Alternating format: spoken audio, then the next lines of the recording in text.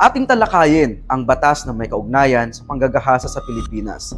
Ang panggagahasa ay isang kasalanan na sumisira sa dignidad at otonomiya ng individual. Sa pamamagitan ng tama at nararapat na pag-unawa sa batas na ito, nagkakaroon tayo ng kaalaman na kinakailangan upang magsulong ng katarungan at suportahan ang mga biktima.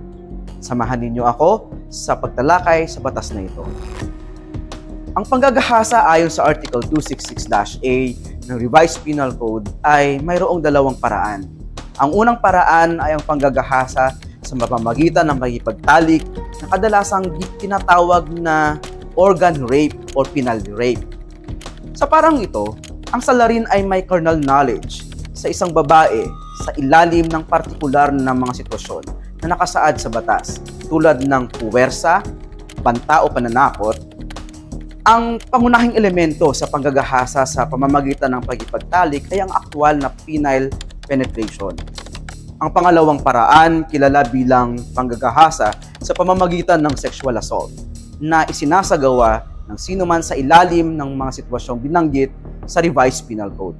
Ang parang ito ay ang pagpasok ng ari ng lalaki sa bibig o puwet ng isang tao o anumang kasangkapan o bagay sa ari o puwet ng isang tao. Katulad ng panggagahasa sa pamamagitan ng pakikipagtalik, ang panggagahasa sa pamamagitan ng sexual assault ay dapat na maisagawa sa pamamagitan ng puwersa, banta o pananakot. Tignan natin ngayon ang mga elemento ng dalawang paraan ng panggagahasa. Sa panggagahasa sa pamamagitan ng pakikipagtalik, ang salarin ay laging lalaki at ang biktima ay laging babae. Sa kabilang banda, ang sexual assault maaring maging lalaki o babae ang salarin at maaari ring maging anumang kasarian ang biktima. Ang aktong panggagahasa ay kinabibilangan ng iba't ibang anyo ng sexual assault tulad ng pagpasok ng ari o anumang kasangkapan sa ari o puwet ng isang tao. Magkaiba ang parusa ng rape through sexual assault at sa sexual intercourse o pakikipagtalik. Sa sexual assault, ang salarin ay may parusang prisyon mayor o 6 na taon at 1 taon hanggang 12 taon.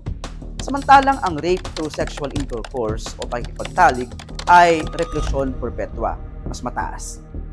Ang pag-unawa sa mga komplikasyon ng mga batas sa panggagahasa sa Pilipinas ay napakahalaga sa ating paghahanap ng katarungan at proteksyon ng mga karapatan ng tao.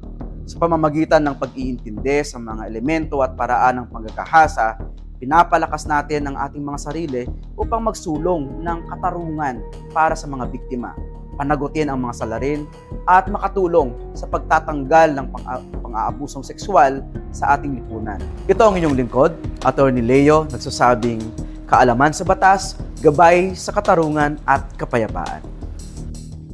Sa bagong Pilipinas, ang gusto ng pulis, ligtas ka.